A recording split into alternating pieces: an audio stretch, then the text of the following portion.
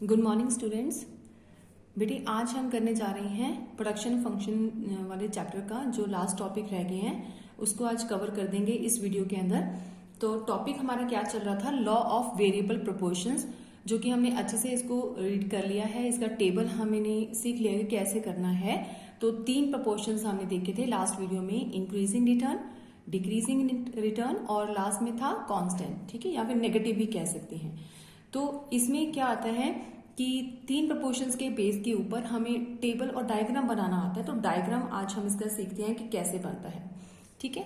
तो टेबल जो हमने लिया था उसी के बिहाफ में मैंने थोड़ा फ्री हैंड जो है वो ड्रॉ किया है, टीपी और एमपी। तो लेना क्या है आपको, डायग्राम बनाते हुए यहाँ पे आपको वेरिएबल इनपुट्स लेने हैं। जैसे हम लेबर ले रहे थे टेबल के अंदर 1 2 3 4, जिस तरह से हमारी लेबर बढ़ती है तो हमारी टोटल प्रोडक्टिविटी क्या होती है, इंक्रीज होती है। तो उसको इंक्रीज करना है, किस तरीके से वो इंक्रीज करेगा ये हम डायग्राम के अंदर देखेंगे। तो नेक्स्ट में हमने इस साइड में क्या लेना है, टोटल यहाँ पे वेरिएबल इनपुट्स लेने हैं। यहाँ पे हम लिखेंगे टोटल प्रोडक्ट। तो जितना भी टोटल प्रोडक्ट आपने अपने आइटम के लिए लिया है, जो जो आपने लिया है 10 20, जिस तरीके से आप इंक्रीज कर रहे हो, ठीक है, उस तरीके से आप यहाँ पे नोट डाउन कर दोगे। हमें यहाँ पे क्या लिया डायग्राम को, फ्री हैंड। तो मैंने यहाँ पे कुछ भी नोट नहीं किया, जस्ट आपको इन्फॉर्मेशन होनी चाहिए कि यहाँ पे ओ एक्सिस के ऊपर वेरिएबल इनपुट्स आने हैं और वाई एक्सिस के ऊपर क्या आना है, टोटल प्रोडक्ट के लिए फिगर्स यहाँ पे लिखी जाएंगी, राइट। तो हमने टेबल पे क्या रीड किया था लास्ट वीडियो में, आपको याद होगा कि हमने देखा था कि जैसे जैसे लेबर हम बढ़ाएंगे टीपी क्या होगा, बढ़ेगा। यहाँ पे डायग्राम में क्या नजर आ रहा है, पहले तो हमें टीपी बढ़ता हुआ नजर आ रहा है, बहुत फास्टली एकदम से अप की तरफ जा रहा है, ठीक है। इस लेवल तक, इस पॉइंट तक क्या हो रहा है, हमारा टीपी जो है वो कॉन्स्टेंटली वे से बढ़ ही जा रहा है, मतलब लगातार बढ़ता है, स्पीड से बढ़ता है, जिसको बोलते हैं इंक्रीजिंग रिटर्न। उसके बाद बढ़ रहा है लेकिन इसकी शेप में चेंज आ गया है। आपको ये जहां पे कर्व नजर आता है, ठीक है, यहाँ पे थोड़ा कर्व की फॉर्म में दिख रहा है और इस पॉइंट तक ये बढ़ रहा है, लेकिन इसमें बढ़ने की स्पीड कम हो गई है। पहले एकदम से तेजी के साथ अप जा रहा था, फिर उस एक लेवल के बाद क्या हो रहा है, टीपी बढ़ रहा है, क्योंकि हम यहाँ पे और लेबर अपॉइंट कर रहे हैं। सपोज करो 1 कर रहे थे, फिर 2 पर्सन काम पे रख लिए, 3 रख लिए, 4 रख लिए, ठीक है, इस तरह से। तो जैसे जैसे हम वेरिएबल इनपुट यानी कि लेबर को बढ़ा रहे हैं, हमारी टीपी अब भी बढ़ रही है, लेकिन उतनी तेजी से नहीं बढ़ रही है जितनी तेजी से यहाँ के अंदर चेंज आया था, ठीक है, स्टार्टिंग वाले कंसेप्ट के अंदर। उस टाइम के बाद एक और लेवल आता है जहां पे हम मैक्सिमम देखते हैं, बस इसके बाद चेंज नहीं आ रहा है। यहाँ पे कांस्टेंट है, इस पॉइंट पे भी वही रहा है, इस पॉइंट पे भी वही रहा है हमारा टीपी। इसके बाद डिक्रीज होना शुरू हो जाता है, क्योंकि अगर हम ज्यादा और लेबर लगाते हैं एक फिक्स फैक्टर के साथ। फिक्स फैक्टर क्या है हमारा, हमने एग्जाम्पल में लिया था लास्ट वीडियो में कि लैंड, एक जमीन का टुकड़ा है जिसके ऊपर हमने एक एक करके बहुत सारे लेबर जो है वहां पे पॉइंट कर दी है। तो इसका मतलब क्या हो रहा है कि हम अपनी जो जमीन है उसको एक्स्ट्रा एक्सप्लॉइट कर रहे हैं, ठीक है। तो इसकी वजह से क्या हो रहा है, हमारी टीपी जो है वो धीरे धीरे एक लेवल के बाद डिक्रीज होनी शुरू होती है। इसी के साथ हमने क्या बनाया है, एमपी का डायग्राम बनाया है। तो अब हम दोनों को कंबाइन करेंगे। फिलहाल हम एमपी देखते हैं कैसे ड्रॉ होता है।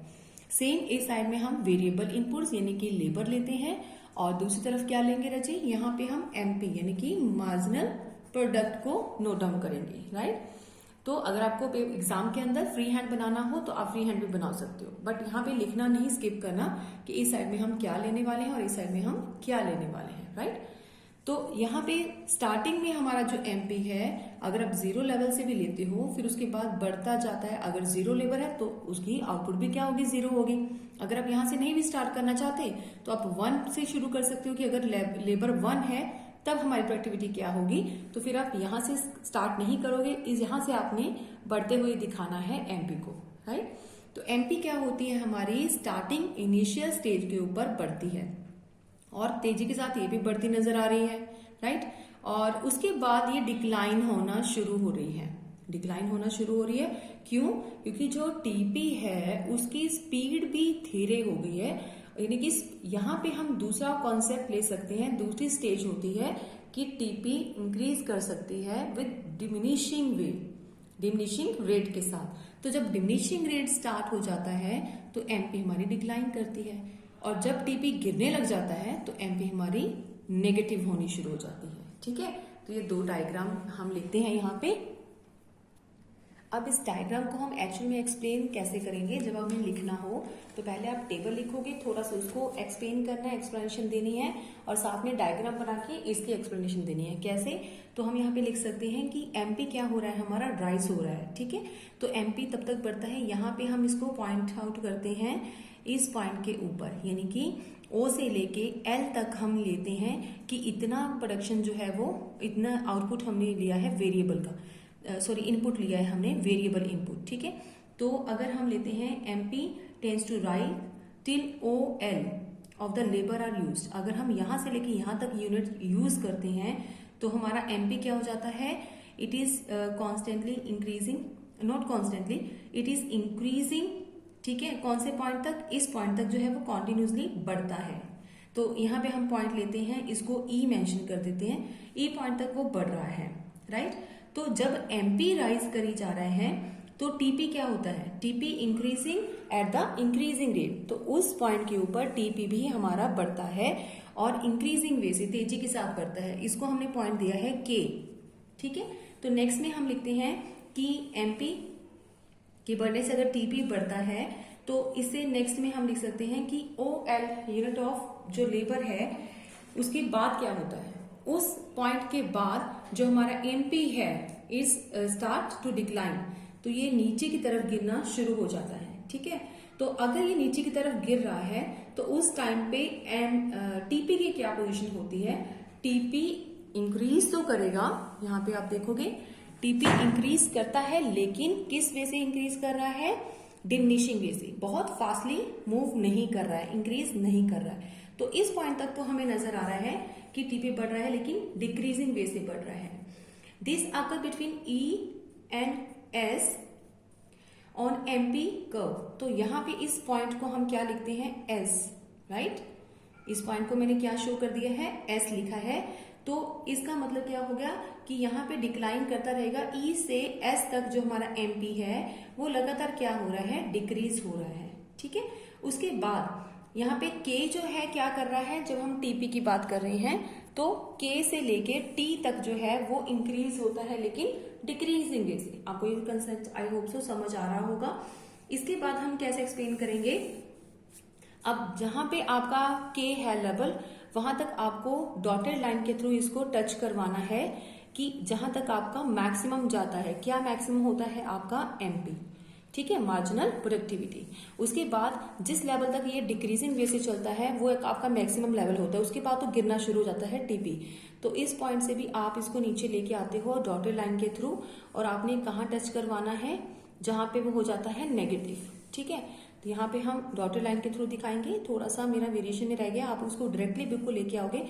तो जब हमारा एमपी यहाँ पे जीरो में आ जाता है, नेगेटिव नहीं, जीरो में आ जाता है, तब हम कहते हैं कि मैक्सिमम हो गया टीपी। अब टीपी इससे ज्यादा और नहीं बढ़ सकता। तो क्या होता है, उसके बावजूद भी अगर हम वेरिएबल फैक्टर्स को यूज करते रहते हैं, इन चीजों के बावजूद भी अगर हमने इनपुट और बढ़ा दिया, राइट, तो इनपुट बढ़ाएंगे तो क्या फर्क पड़ेगा, हम और आगे लेके जा रहे हैं और लेबर लगा दी है, तो यहाँ पे जो एमपी है वो तो नेगेटिव होना शुरू हो जाएगा, इस पॉइंट एस के बाद नेगेटिव होना शुरू हो जाएगा।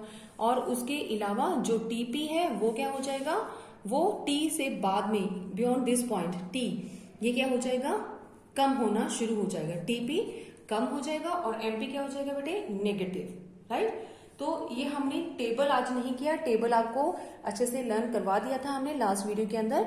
आप चाहो तो डायग्राम खुद बनाने से पहले इसको जब आप रिवाइज करोगे, एक बार टेबल की तरफ फोकस करोगे, उसमें हमने यही चीज लिखी थी कि जैसे जैसे हमारे यूनिट्स बढ़ते हैं लेबर के तो टीपी बढ़ता है, फिर उसके बाद कई एक जगह पे मैक्सिमम भी होता है, उसके बाद डिक्लाइन होता है। सेम एमपी, जो एमपी है मार्जिनल प्रोडक्ट है, वो क्या होता है, पहले इंक्रीजिंग वे से बढ़ता है, फिर डिक्रीजिंग वे से और लास्ट में नेगेटिव वे से। ठीक है, तो ये था टॉपिक। इसके बाद साथ में अजम्पशंस लिखना बहुत जरूरी है कि जब भी आपको क्वेश्चन आता है तो आपने अजम्पशंस भी लिखनी है। क्या क्या अजम्पशंस होती है इस लॉ की, फर्स्ट है टेक्नोलॉजी डज नॉट चेंज।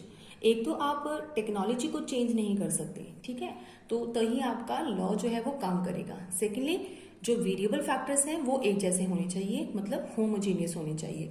ऐसा नहीं है कि पहले आपने बहुत एफिशिएंट तरीके से जो था वो पर्सन ले लिया, बाद में आपने जो है लेस एफिशिएंसी वाले आपने लेबर अपॉइंट कर दी, या फिर पहले आपने अच्छे भले मतलब कम काम करने वाले लेबर को अपॉइंट किया, उसके बाद आपने क्या किया, एकदम से एफिशिएंट बंदे काम पे लगा दिए।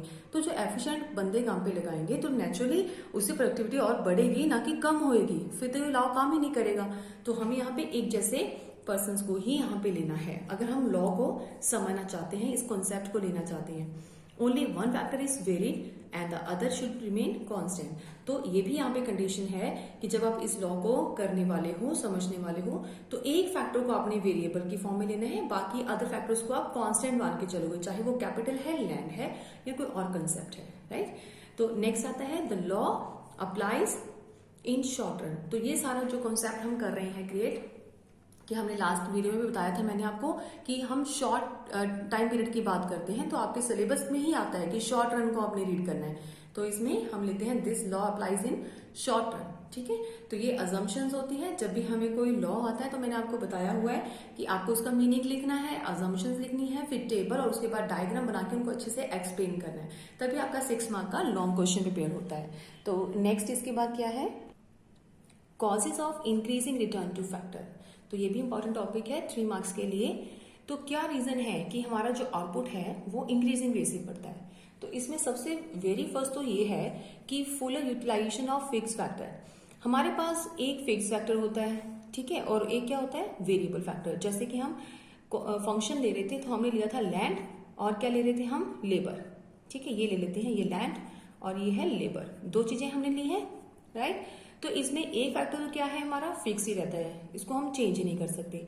तो हम दूसरा क्या है, लेबर ले रहे हैं। तो ये जो हमारा फिक्स फैक्टर था, बिल्कुल स्टार्टिंग के अंदर क्या था, हमारे पास लेबर कम थी, तो हम इस फिक्स फैक्टर को अच्छी तरीके से यूज नहीं कर रहे थे, यानी कि इसका इस्तेमाल तो हो रहा था लेकिन अंडर यूटिलाइजेशन हो रही थी, ठीक है, अंडर यूटिलाइज किया जा रहा था। प्रॉपर तरीके से इस पूरी जो लैंड है, जो पार्ट है 1 हेक्टेयर लैंड का, उसको प्रॉपर इस्तेमाल नहीं कर रहे थे। क्यों नहीं कर रहे थे, क्योंकि लेबर ज्यादा नहीं थी, 2-3 पर्सन काम पे लगाए हुए थे। उसके बाद धीरे धीरे हमने लेबर को बढ़ाना शुरू किया, तो हमने लेबर को अपॉइंट कर दिया, 1, 2 तो पहले थे, फिर हमने 3, 4, 5, इस तरह से अगर लेबर ज्यादा होगी तो उस जमीन का अब अंडर यूटिलाइजेशन नहीं होगा, उसका प्रॉपर यूज किया जाएगा। तो उस जमीन के ऊपर सभी ये 5% मिलकर अपना काम करते हैं, तो प्रोडक्शन क्या होती है, ज्यादा। सो यही रीजन है कि फुल यूटिलाइजेशन अब होने लगी है उस फिक्स फैक्टर की। एक तो ये रीजन था, पहले वो बेकार पड़ा था, आधा पार्ट जो था वो प्रॉपर काम में नहीं ले रहे थे, अब उसके ऊपर जमीन के ऊपर कुछ बना नहीं रहे थे, इस पार्ट के ऊपर 2 लेबर काम कर रहे थे, अब पूरी जमीन को यूज किया जा रहा है सही ढंग से।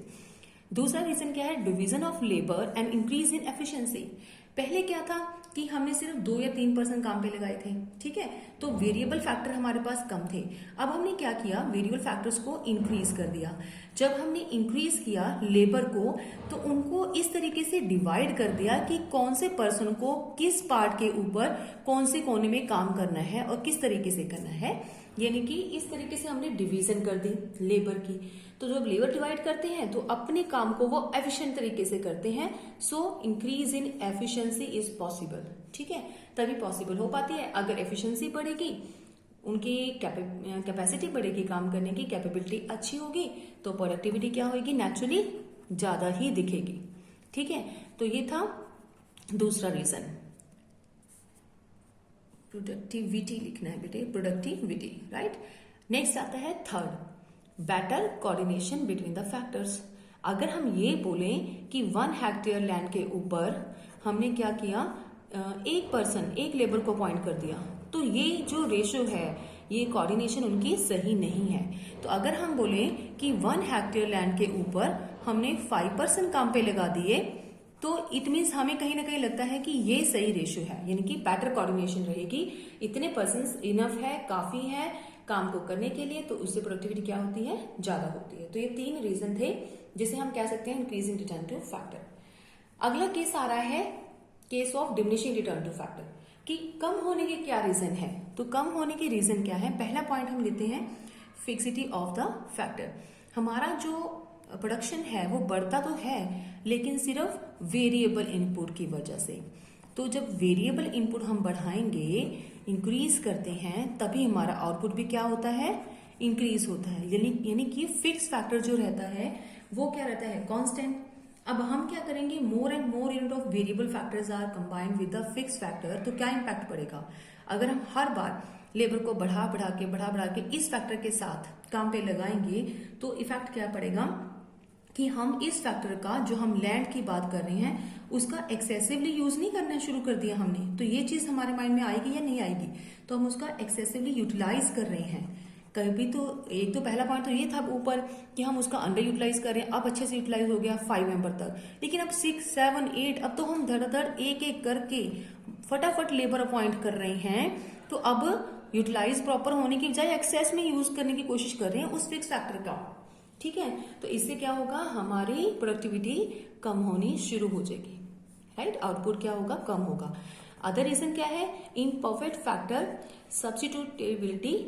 तो सब्स्टिट्यूटेबिलिटी क्या मतलब होता है कि हमारा जो प्रोडक्शन है, ठीक है, तो वो इनपरफेक्ट सब्स्टिट्यूट है टू ईच अदर। तो अगर हम ये बोले कि मुझे ना कैपिटल की जगह पे मुझे कैपिटल नहीं लगाना, कैपिटल तो मैं एक बार फिक्स कर चुका हूं, वो तो उतनी ही यूज करनी है, उसकी जगह पे लेबर को यूज करते रहेंगे, बस 5, 6, 7, 8 जितने भी हमें लगता है लेबर बढ़ाते जाओ और आउटपुट करते जाओ। तो ये कहाँ तक पॉसिबल हो पाएगा कि हम एक जो जहां पे हमें कैपिटल लगानी है वहां पे कैपिटल ही लगानी पड़ती है, जितना काम हम लेबर से ले सकते हैं वहां पे हमें लेबर इनपुट ही यूज करना पड़ता है। तो how can its possible to substitute of labour instead of capital. तो अगर हम इन दोनों में से किसी कैपिटल की जगह पे लेबर ले लें या लेबर की जगह पे कैपिटल ही लगाते जाएं, तो ये पॉसिबल नहीं होगा कि हमारे आउटपुट बढ़े, तो उस टाइम क्या होता है, आउटपुट हमारी गिरती है। नेक्स्ट आता है पुअर कोऑर्डिनेशन। तो अगर हम इसी तरह से बहुत ज्यादा लेबर लगा लेते हैं, एक्सेस लेबर अगर हम लगाएंगे, तो उसे क्या होगा, हमारे पास जो जमीन है, जो लैंड है, वो सिर्फ 1 हेक्टेयर ही है, लेकिन हमारे पास जो लेबर है वो एक्सेस है, जिसकी वजह से जो उनके बीच का जो आइडल रेशियो था वो कंप्लीट नहीं हुआ, वो क्या हो गया, खत्म हो गया। इट मीन्स अब हम ये कह सकते हैं कि बेटर कोऑर्डिनेशन नहीं है।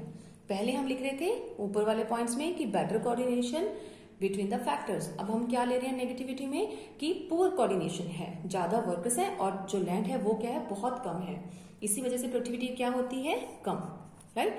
तो ये आपको नोट डाउन कर रहे हैं। नेक्स्ट जो आता है causes of negative return two factor, वो आप सेम ले सकते हो जो आपका डिमिनिशिंग रिटर्न टू फैक्टर में आता है, राइट। तो अगला हमारा टॉपिक है relationship between TP and MP. तो इसके लिए हम डायग्राम जो है अभी ड्रॉ किया है, वो आपको सबको लर्न है कि उसी के बेस के ऊपर हमें रिलेशनशिप बताना है। अगर आपका लॉन्ग क्वेश्चन आता है तो आप पहले डायग्राम बना दोगे टीपी और एमपी का, उसके बाद ये जो पॉइंट्स हमने नोट डाउन किए हैं जो मैं समझाने जा रही हूँ वो आप लिख दोगे, तो आपका हो जाएगा relationship between TP and MP. अगर आपको सिर्फ 3 मार्क्स का क्वेश्चन आता है या फिर 4 मार्क्स का आता है तो आप इसी तरह से सिर्फ 4 पॉइंट को ही मेंशन कर दोगे, आपको फिर डायग्राम और टेबल ड्रॉ करने की जरूरत नहीं है, ठीक है। तो वो कौन से पॉइंट्स हैं जो उनके रिलेशन को शो करते हैं।